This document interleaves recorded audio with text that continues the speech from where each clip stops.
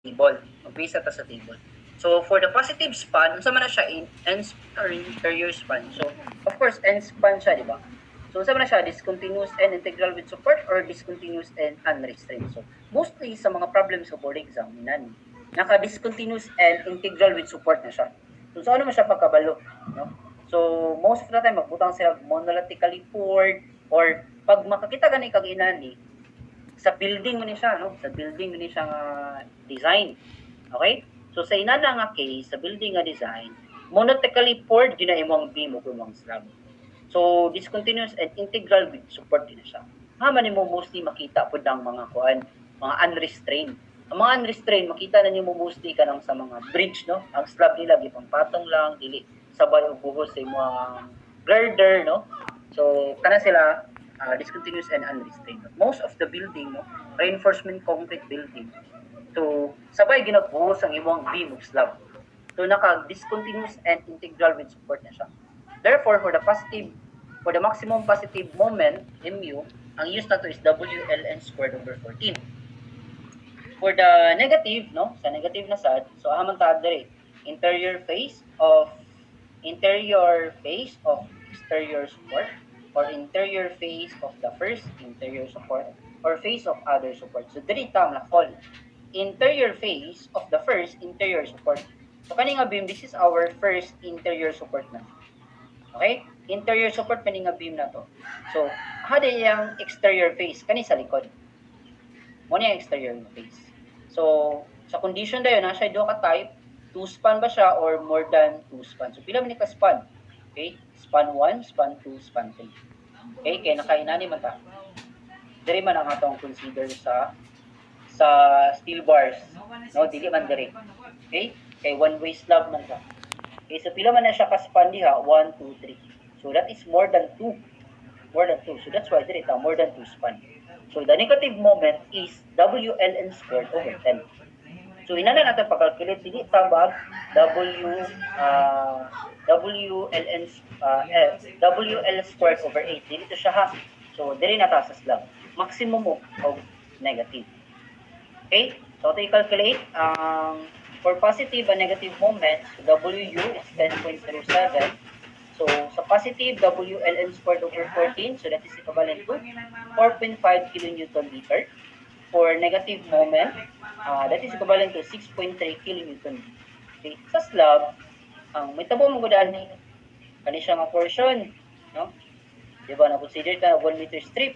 Ato na siyang kung ato siyang i-isolate, kung mo slab, di ba? Mo slab.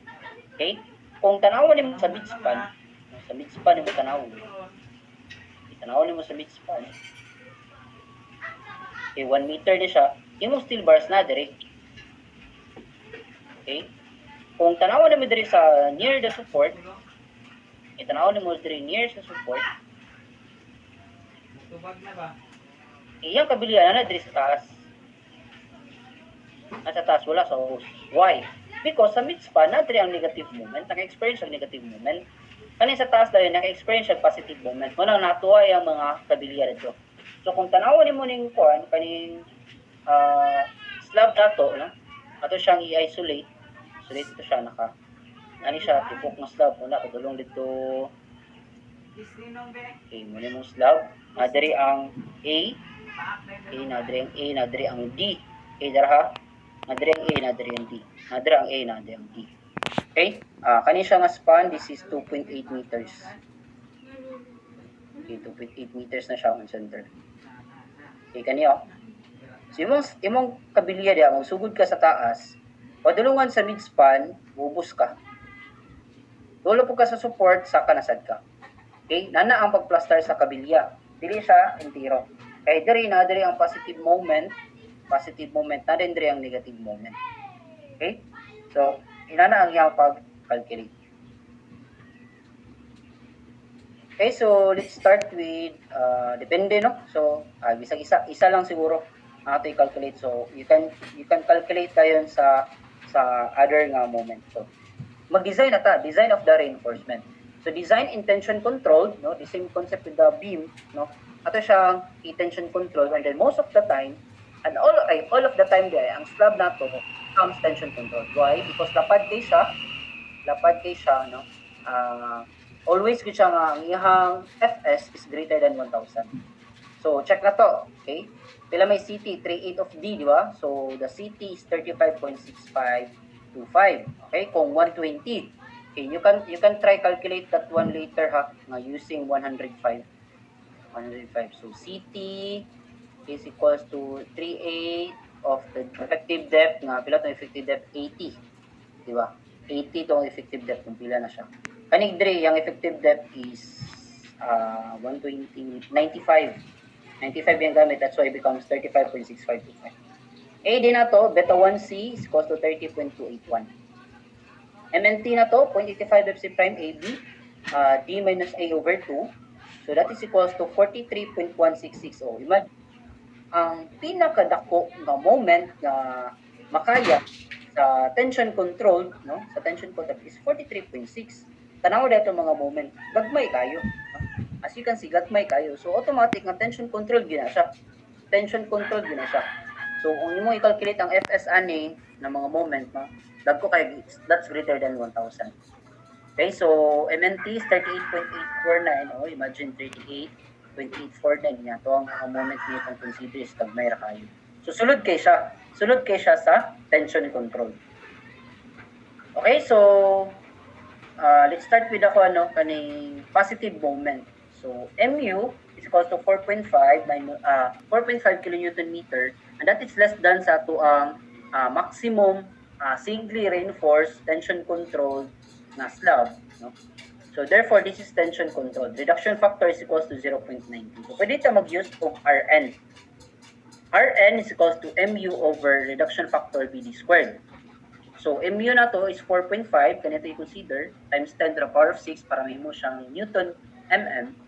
Okay, divide by the reduction factor is the same gyapon sa beam, 0.90 times 1,000 times effective depth nga 95. Again, you can check good later ha nga ang effective depth na gid is katong 80, no? 80 square. So Rn is equal to 0.554. So rho day na to kay steel bars man natong kaon. The rho is 0.00163. Check na to ang rho mean. Rho mean na to is 0.00373. Imagine less than pa siya, no? Less than siya. Unsa toy buhaton nato pag less than siya? Ang rho na to less than siya sa tong rho mean. Okay? Pag design ta again, pag nag-design ta ang rho na to is less than sa rho mean, it means we're going to use the rho mean. Okay? So, AS na rin ka, rho times B times D. So, ang rho na to is 0.00373 times B na to nga 1,000 times effective depth na to nga 95. Later on, try to calculate for 80. The AS is equals to 354.67. Okay? 354.67. So, ang buhatan din na to na natay AS. Dili ka mag-calculate sa number of bars. Dili ka mag-calculate sa number of bars. Different siya sa beam. Instead of, ang atong i-consider is ang spacing. We're going to calculate for the spacing sa steel bars. Okay, so, sige, solve na po na to ang negative moment, no? Negative moment, steel, that is 6.3. Okay, Rn is 0.776. Steel ratio is 0.0023. Still less than sa to ang minimum. So, we're going to use 0.00373. So parehas sila, no? Parehas silang steel bars ang negative o positive kay puros minimum ang consider. Okay, so check na to ang AS minimum na to. Since ang atong Fy is less than 420, we use AS minimum is equals to 0.0020 Ag. Okay, AS minimum is 0.020. Ang saning Ag, area gross ni siya. Area gross sa slab. Area gross sa slab. So 1,000 iyang effective ay 1,000 iyang BW kaya consider tag 1 meter straight. Bearing thickness is 120 katong na first na calculate, but again later try to calculate sa effective depth nga 105 kaya nag-use ta katong multiplier. Okay, AS minimum is 240 ang ning kawas. So pasok ra to ang 354.67. So wala ra tani ubos sa minimum. Okay, so solution, design the reinforcement spacing of the bottom, no, positive and negative moment. So ingon na tag positive and negative moment because Ang ato ang positive, no, ES positive na to is nag-use og minimum which is 35.67 mm squared. Ang ES negative po nato is the same, 354 to gyapon. If ever magani dili sila parehas, no? Dili sila parehas, then you're going to calculate two spacing for the positive, spacing for the negative moment. Okay? So this is spacing is equals to 1000 AB over ES. Okay? So ani siya gikan okay, ani siya gikan this is according to the the NECP gyapon na the spacing of the slab is equals to 1000 AB divided by the AS. AB is the area of the bar which is ang gigamit nato is 10 mm. Okay? 10 mm ito gigamit. So divide by the ES is equals to 221.44 mm. Okay? So this is the spacing nga nagawas nato for positive and negative. But we need to calculate gyapon sa minimum spacing. Naman tayo gina-follow nga minimum spacing. Wala na ito na discuss kaganina, karon pa rin ako ni introduce. This is according to 407.7.2. Reinforcement spacing. So, I need you to memorize this one. Minimum spacing shall be in accordance with section 425.2. Okay? Kanidre on minimum spacing. Okay. For parallel non-pre-stress reinforcement in a horizontal layer, clear spacing shall be at least the greatest of, so in short, greater of the following: 50 mm, may mas dako nila, bar diameter, okay, bar diameter, and then 4/3 sa diameter sa imong aggregates nga gigamit. When you say aggregates is ang graba nga imong gigamit. Okay, pag mag-boost gani, mag-mix gani og concrete for structural element, ang gigamit nga aggregate is 3/4 na siya, 3/4 inches diameter na siya ha.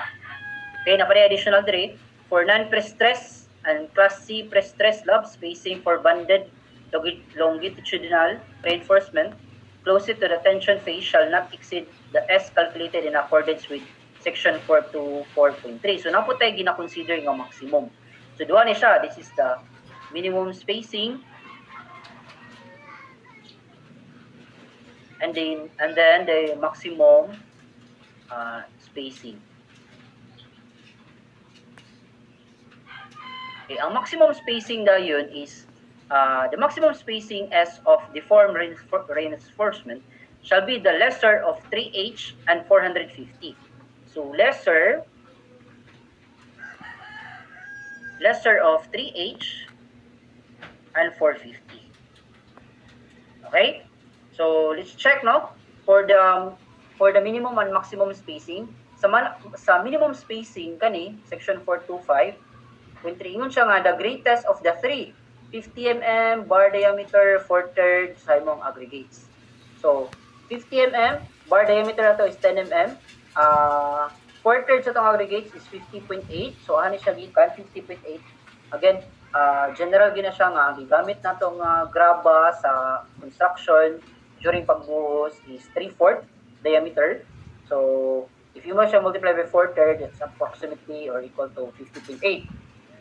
So amo ilang greatest, amo ilang pinakadako. Ang pinakadako is 50.8. Therefore, the 50.8 is the minimum spacing. So check ato, kasulod ba siya or wala? Susulod ra siya, no? Sulod ra siya sa minimum. At na pala sa maximum spacing. Sa maximum spacing is the lesser of kanisa, I want you to memorize this one, kining duha, the minimum ug ang maximum. Lesser of the 3H and 450.